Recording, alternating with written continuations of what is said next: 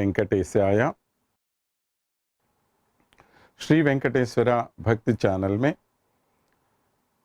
कार्तिक मास के महात्म्य के बारे में सुन रहे दर्शक गणों को सादर निमंत्रण देते हुए कार्तिक मास के महात्म्य की कथा को आगे बढ़ा रहे हैं। वशिष्ठ महर्षि ने जनक महाराज को कार्तिक स्नान के व्रत के बारे में या कार्तिक स्नान के महात्म्य के बारे में बताते हुए एक बहुत ही रोमांचकारी कथा सुनाई। वो कथा इस प्रकार है। आंध्र देश में तत्वनिष्ठ नामक एक ब्राह्मण रहते थे। उनके नाम से ही हमें मालूम हो जाता है कि वे तत्व में बहुत ही निष्ठा रखने वाले हैं। तत्व माने क्या है?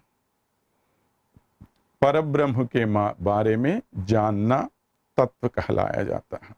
परमात्मा के बारे में जानने के लिए, परमात्मा के बारे में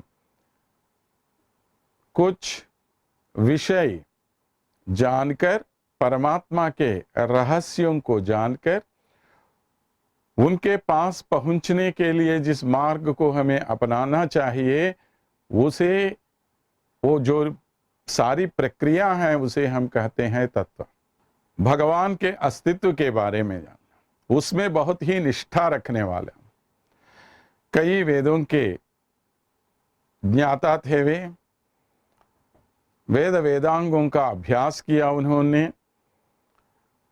ऐसे ब्राह्मण एक बार एक जंगल से जा रहे थे, तो उस समय एक पेड़ पर 3 ब्रह्म राक्षस रहते थे।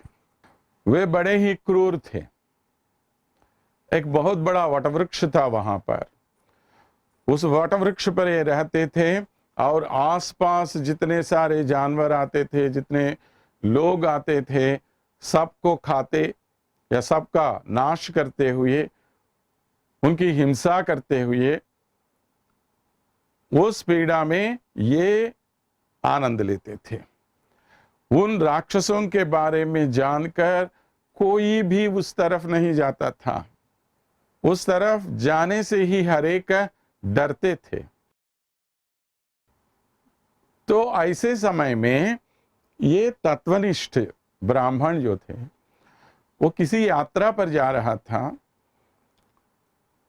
तो बीच रास्ते पे उन्होंने देखा इस बड़े वटवृक्ष को। तो इतना बड़ा वटवृक्ष है, उसके नीचे थोड़ा आराम करूं, ऐसा सोचा उसने।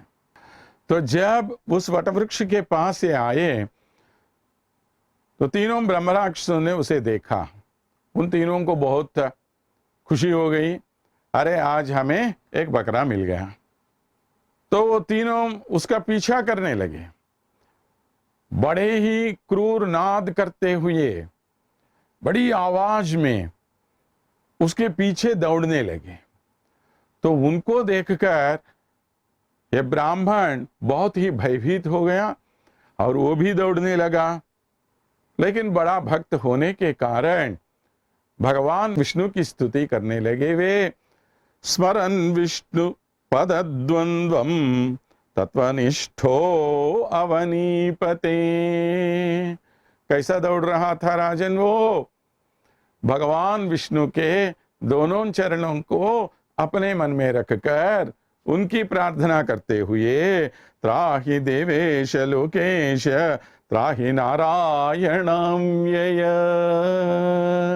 हे प्रभो, हे लोकेश, हे सर्वज्ञ, हे देवेश, हे नारायण, हे अव्यया, मेरी रक्षा करो, मेरी रक्षा करो। समस्त भय विध्वंसिन् त्राहि मां शरणागतम्। तुम्हारा नाम सुनने से, तुम्हारा नाम बोलने से, तुम्हारा नाम सुनने से ही हमारे सभी भय दूर होते जाते हैं। ऐसे भगवान आप मेरी रक्षा करे। ऐसा कहते हुए वो भाग रहा था। हमें बताया गया है ना, विष्णु सहस्त्र नाम में क्या बताया गया है हमें? आर्ता विषण्णा शिथिलास्य भीताः घोरेषु च व्याधिषु वर्तमानाः संकीर्त्य नारायण शब्दमात्रं विमुक्त दुःखा सुखिनो भवन्तु। ये बताया गया है हमें विष्णु सहस्त्र नाम में।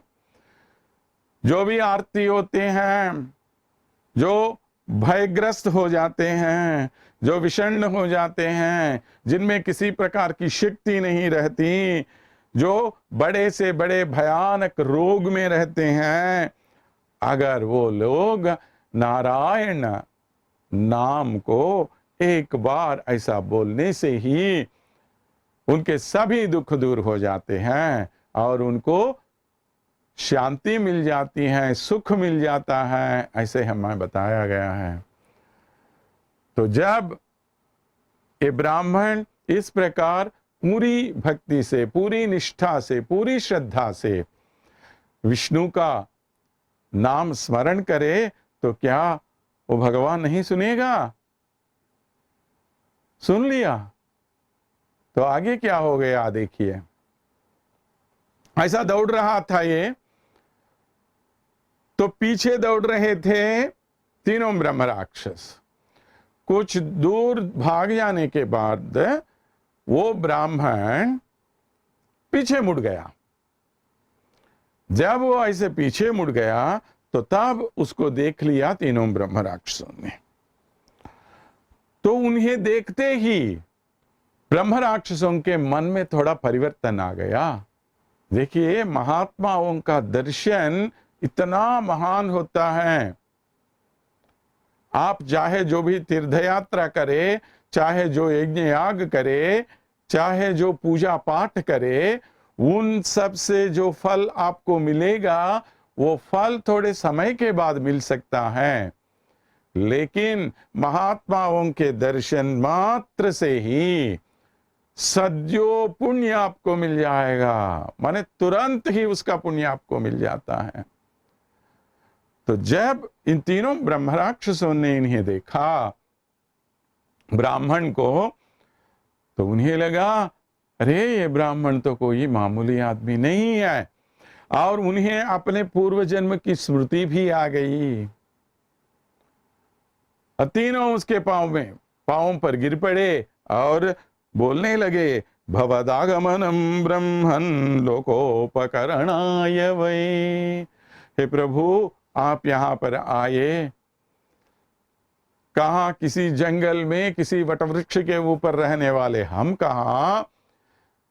वेद वेदांकों का अध्ययन करने वाले आप कहां से आप आए हम नहीं जानते, लेकिन आप आए किसके लिए? लोकोपकार के लिए आप आए यहाँ पर। महताम जीवनम लोके प्राणिनाम उपकारकम। आप जैसे महानों का, आप जैसे महात्माओं के जन्म का एक ही अर्थ होता है, दूसरों का उपकार करे। सिर्फ उसके लिए ही आप जैसे लोगों का जन्म होता है। गोस्वामी तुलसीदास क्या कहते हैं? तुलसी संत सुअम बतरु फूल फल ही पर हेत, इतते ये पाहन हनत उतते वे फल देत। महात्मा तुलसीदास हमसे कहते हैं ना, अरे साधु लोग एक आम के पेड़ के जैसे होते हैं। आम का पेड़ किसके लिए फूलता है, किसके लिए फलता है? अपने लिए। आम के मधुर फलों को कौन खाते हैं? आम का पेड़ खाता है क्या? हम खा रहे हैं। दूसरों के लिए वो इतने मीठे फल दे रहा है।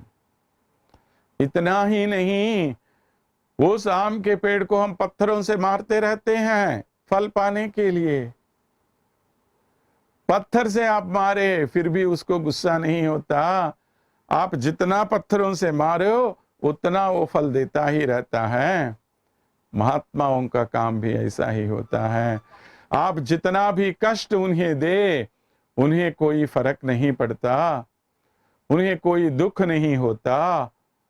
वो सिर्फ दूसरों के उपकार के लिए रहते हैं। ऐसे दूसरों के उपकार के लिए रहे ये ब्राह्मण, ये तत्वनिष्ठ, तो उनके पांवों पर गिर पड़े। तो ब्राह्मण को बहुत दया आ गई उन्हें देखकर।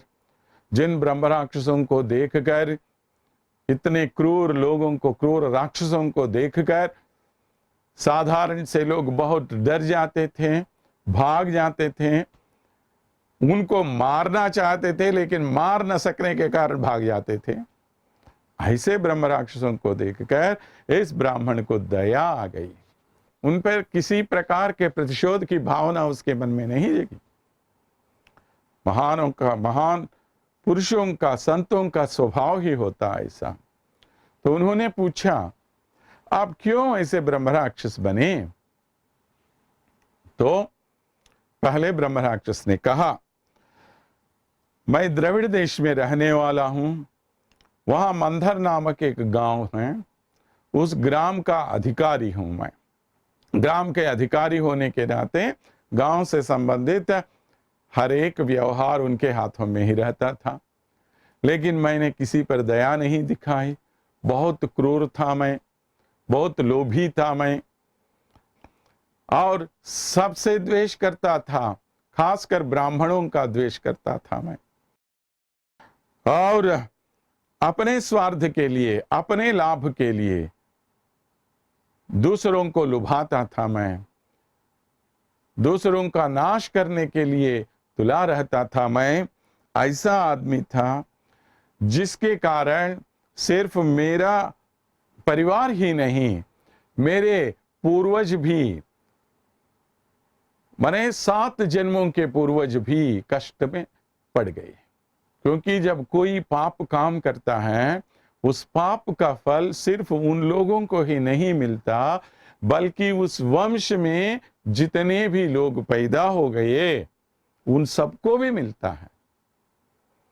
इसलिए हमारे पितृदेवता हमेशा ये प्रार्थना करते रहते हैं कि हमारे वंश में कोई ऐसा दुष्ट न पैदा हो जिससे हमें कोई कष्ट हो।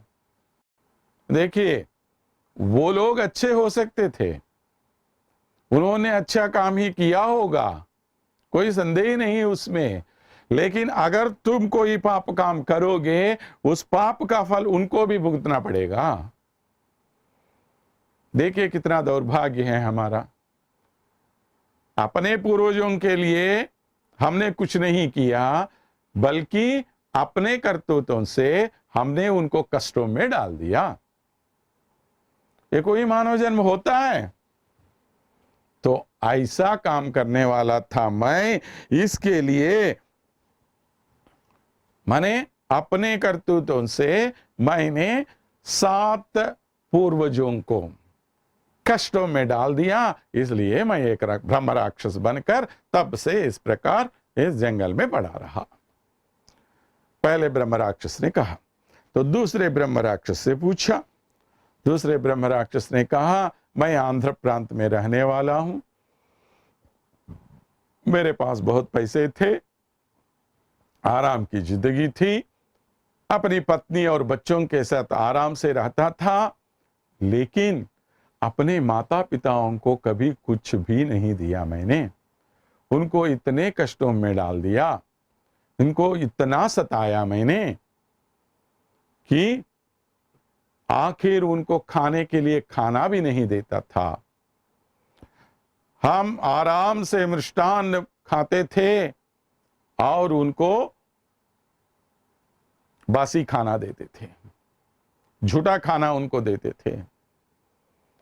इस प्रकार हमने उनको बहुत सताया। जो अपने माता पिताओं को ही इतने कष्ट देता है, उनको इस प्रकार सताता है और लोभी बन जाता है, उसकी क्या गति होगी? और मैंने अपने पाप का फल 7 कल्पों तक भोग लिया। 7 कल्प बहुत लंबा समय होता है। इतने हजारों सालों तक अपने कामों का फल भोग कर आखिर में मैं एक ब्रह्म राक्षस बनकर यहां पर आ गया। और तीसरे ब्रह्म राक्षस से पूछा तो उसने कहा, मैं भी आंध्र प्रांत का ही था, मैं एक मंदिर में पुजारी था और मंदिर में लोग भगवान को समर्पित करने के लिए कुछ घी, मिठाई वगैरह लेके आते हैं ना, वो सब मैं क्या करता था, भगवान को कभी दीप जलाने के लिए मैं उनका उपयोग नहीं किया। वो सब ले जाकर बाजार में बेचता था और उससे जो भी फल मिलता, जो भी पैसे मिलते थे, वो सब ले जाकर किसी वेश्या को देता था। और लोग भगवान को समर्पित करने के लिए कुछ अच्छे अच्छे वस्त्र वगैरह लेके आते, महालक्ष्मी को समर्पित करने के लिए साड़ियां वगैरह लेके आते थे, तो अच्छे अच्छे सिल्क साड़ी वगैरह, तो वो सब ले जाके वो रेशमी कपड़े वो भी मैं उसी वेश्या को देता था। जो आभूषण देते थे वो भी मैं उसी को देता था। इस प्रकार इतना लोभी होकर, इतना नीच होकर, बड़ी श्रद्धा से, निष्ठा से भक्तगण परमात्मा को समर्पित करने के लिए भगवान की विष्णु के मंदिर में जो घी लाते थे वो भी उसको समर्पित, जो खाना लाते थे वो भी उसको समर्पित, जो कपड़े लाते थे वो भी उसको समर्पित। इस प्रकार मैंने आखिर भगवान की भी कभी इज्जत नहीं की। भगवान के सामने पांव पसार कर ऐसा सोता था, उस युवती के साथ मजाक उड़ाता था मैं। इस प्रकार मैं एक ब्रह्म राक्षस बन गया। इतना पाप करने वाला और क्या हो सकता है। लेकिन प्रभु आपके दर्शन से अभी क्या हो गया, हमने जो भी गलत काम किए उन सब गलत कामों का फल हमें अब महसूस होने लगा, अब अनुभव करने लगे हम। इसलिए प्रभु आप किसी भी तरह हमारा उद्धार करें, किसी भी तरह आप हमें ये उपाय बताएं कि हम किस प्रकार इन ब्रह्म राक्षस रूप से मुक्त हो जाएंगे। तो इस प्रकार उन्होंने जब प्रार्थना की तब इस तत्वनिष्ठ को बहुत दया आ गई उनको, और उन्होंने क्या किया, इन तीनों को ले जाके कावेरी में स्नान कराया। कावेरी में स्नान कराते समय उन्होंने ये संकल्प पढ़ा, अमुकानाम ब्रह्म राक्षसत्व निवारणार्थम हस्याम कावेर्याम प्रातः स्नानमहं करिष्ये। इन ब्रह्म राक्षसों के ब्रह्म राक्षसत्व को दूर करने के उद्देश्य से इस कावेरी में अब कार्तिक मास में मैं स्नान करवा रहा हूं। ऐसा कहकर इन तीनों को उस नदी में ऐसा डुबो दिया। तो तीनों ने नहा लिया। जब ऐसे ऊपर उठे, उन तीनों का ब्रह्म राक्षसत्व दूर हो गया और तीनों बहुत ही दिव्य वस्त्रों से देव पुरुषों के रूप में ऊपर आ गए। ऐसे एक स्नान से इन ब्रह्म राक्षसों का ब्रह्म राक्षसत्व ही दूर हो गया। देखिए, कार्तिक मास में माने स्नान तो हमेशा कोई भी करता ही रहता है, उसमें कोई बड़ी बात है ही नहीं। लेकिन कार्तिक मास में इस प्रकार संकल्प के साथ जो स्नान करेंगे उससे मिलने वाला फल अक्षय होता है, उसमें कभी क्षति नहीं पहुंचती, उसका फल इतना उत्तमोत्तम हो जाता है कि हे राजन, हे जनक महाराज, आप सुन रहे हो ना, कार्तिक मास का जो फल है, कार्तिक मास का जो महात्म्य है, वो इतना उत्तमोत्तम है। तस्मात् कार्तिक मासे तो स्त्रियो वा पुरुषस्य च स्नानम आवश्यकम राजन नात्र कार्या विचारणा। इसलिए हे प्रभु, हे राजन, मेरी बात सुनो। कार्तिक मास में जो स्नान करता है, उस स्नान से उसे जो फल मिलता है, वो फल सबसे उत्तमोत्तम फल होता है। इसमें कोई दूसरे विचार के लिए आपको अवसर ही नहीं मिलेगा, कोई भी समस्या इसमें है ही नहीं, कोई दूसरे विचार के आने की जरूरत ही नहीं है उसमें। इतना निश्चय है ये, इसमें कोई अलग दूसरी बात ही नहीं होगी। इसलिए हे राजन, कार्तिक मास में स्नान करना हर एक के लिए उत्तमोत्तम विषय होता है। तब जनक महाराज ने कहा, प्रभु आप जो कह रहे हैं बहुत ही उत्तम बातें आप हमें बता रहे हैं, लेकिन इससे भी मैं सुनना चाहता हूं, आगे और सुनना चाहता हूं, क्योंकि आप जो कह रहे हैं उसमें बहुत ही गहरी बातें हैं। तो एक एक रहस्य हम जानना चाहते हैं, क्यों कार्तिक मास में इतना महात्म्य है, ये सब जानने के लिए मैं बहुत ही आतुर हूं प्रभु।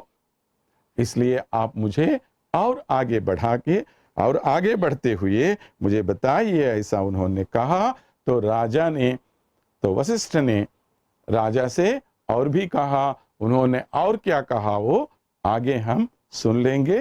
तब तक स्वस्थ।